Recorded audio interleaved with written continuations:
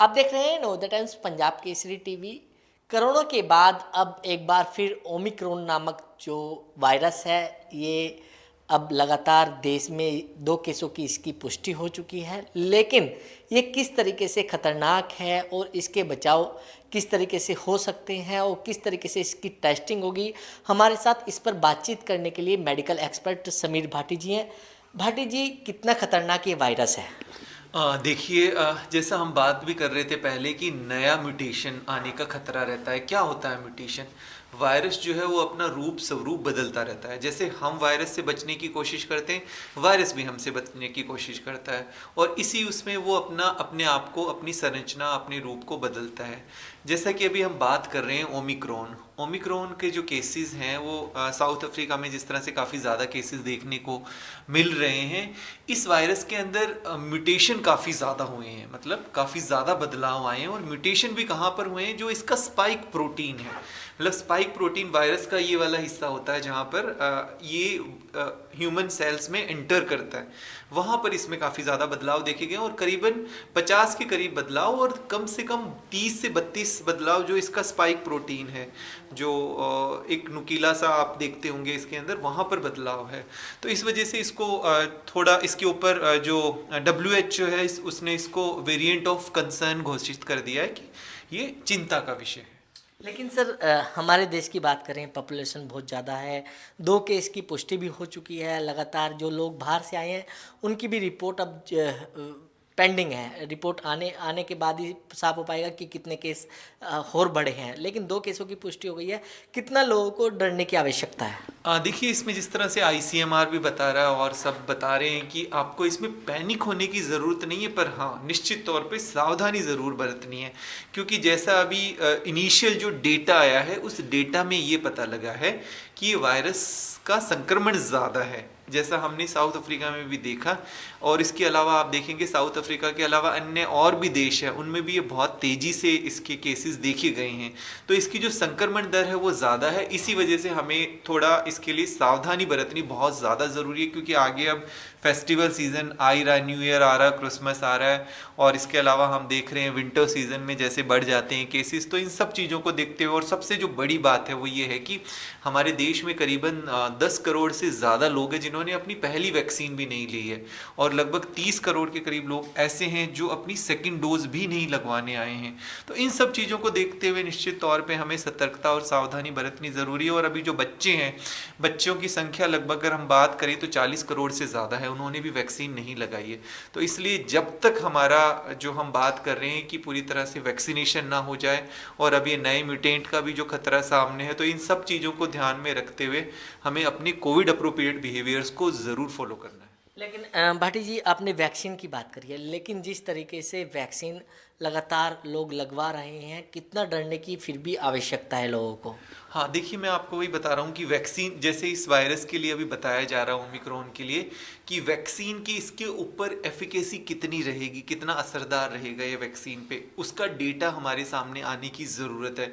जब तक ऐसा डेटा आता नहीं है, तब तक हम ये नहीं कह पाएंगे कि इस वैक्सीन की कितनी एफिकेसी रहेगी। पर फिर भी वैक्सीन हमेशा, जिस तरह से हमने देखा भी कि डेल्टा वेरिएंट के टाइम भी, जब डेल्टा वेव भी आई थी, तो जो जो लोग वैक्सीनेटेड थे उनको काफ़ी ज़्यादा प्रोटेक्शन मिली थी। तो फिलहाल वैक्सीनेशन तो हमें, जिन लोगों ने नहीं लगवाई है उनको ज़रूरी है सेकेंड डोज भी लगवानी, क्योंकि वैक्सीनेशन निश्चित तौर पे आपको हॉस्पिटलाइजेशन से और बीमारी की गंभीरता से ज़रूर बचाती है। मतलब जिसने वैक्सीन लगवाई है उनके लिए कारगर साबित हो सकती है ये? हाँ, देखिए, वैक्सीन लगाने के बाद इन्फेक्शन ज़रूर हो सकता है। वैक्सीन इन्फेक्शन को नहीं रोकती, वैक्सीन बीमारी की गंभीरता को रोकती है, आपको हॉस्पिटलाइज्ड होने से रोकती है।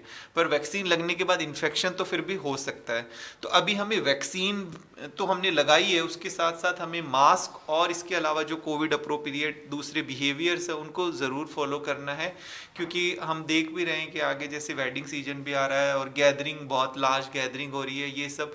तो इन चीज़ों में हमें विशेष तौर पे ध्यान रखने की ज़रूरत है कि संक्रमण आपको वैक्सीन लगने के बाद भी हो सकता है, तो इसलिए मास्क ज़रूर लगाना है। अच्छा सर, इसका वैक्सीन जो टेस्टिंग है उसकी क्या प्रक्रिया है? क्योंकि जिस तरीके से अभी बहुत लोगों की टेस्टिंग हुई है, लेकिन रिपोर्ट अभी तक नहीं आई है।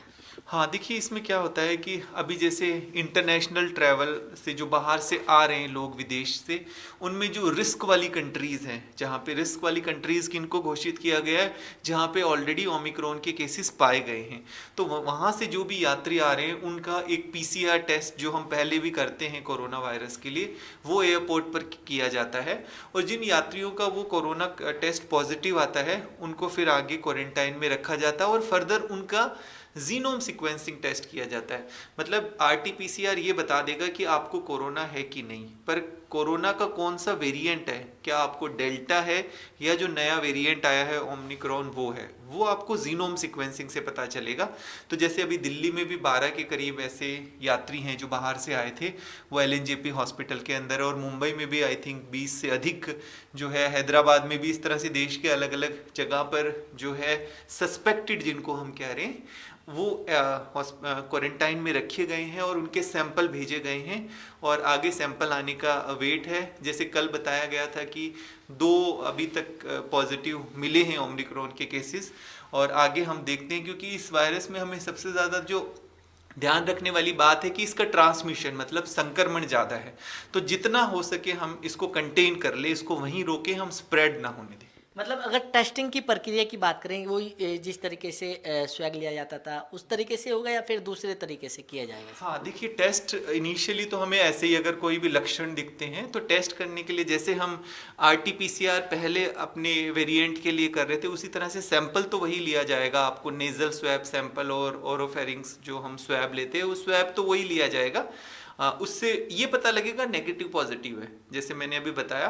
पर आपको कौन सा वेरिएंट है वो आपको जीनोम सीक्वेंसिंग होती है, वो उससे पता लगता है, वो अलग स्पेशल टेस्ट है। बट फिलहाल शुरू में तो सिर्फ ये पता लगाना होता है कि आपको कोरोना है कि नहीं। सर कितना टाइम लगता है इसकी रिपोर्ट आने में? मतलब हाँ, आरटीपीसीआर में तो वही आप देखिए 8-10 घंटे के अंदर, पर जो ये मैं स्पेशल वाला टेस्ट बता रहा हूँ जीनोम सीक्वेंसिंग जिसे कहते हैं, इसकी रिपोर्ट आने में लगभग 1 हफ्ता लग जाता है।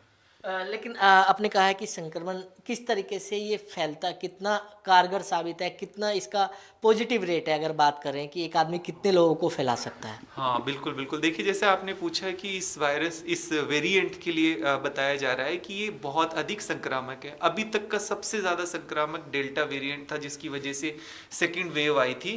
तो ये माना जा रहा है कि ये डेल्टा वेरिएंट से 6 गुना ज़्यादा जो है खतरनाक है और इसका संक्रमण दर उससे काफ़ी ज़्यादा है। मतलब हम बात करते थे कि अगर डेल्टा वेरिएंट से एक पर्सन 10 से 15 लोगों को इन्फेक्ट कर सकता था, तो ये उससे भी अधिक लोगों को कर सकता है, जो अभी तक का डेटा आया। पर फिर भी अभी हम इस पे बहुत ज़्यादा अधिक नहीं कह सकते क्योंकि डेटा बहुत कम है। जैसे जैसे आगे डेटा आएगा हफ्ता या 10 दिन के अंदर, उसके बाद थोड़ी और ज़्यादा पिक्चर क्लियर होगी। सर बचाव के लिए लोग क्या करें, लोग पैनिक ना हो, क्योंकि लगातार जिस तरीके से देश की जनसंख्या है? जी बिल्कुल। देखिए इसमें सबसे ज़्यादा बचाव के लिए जो हम बात कर रहे हैं कि किसी भी तरह का वेरिएंट आ जाए, इससे पहले भी 4 वेरिएंट ऑफ कंसर्न आ चुके हैं, जिसमें अल्फ़ा, बीटा, डेल्टा, गामा और अभी हमारा ओमिक्रॉन।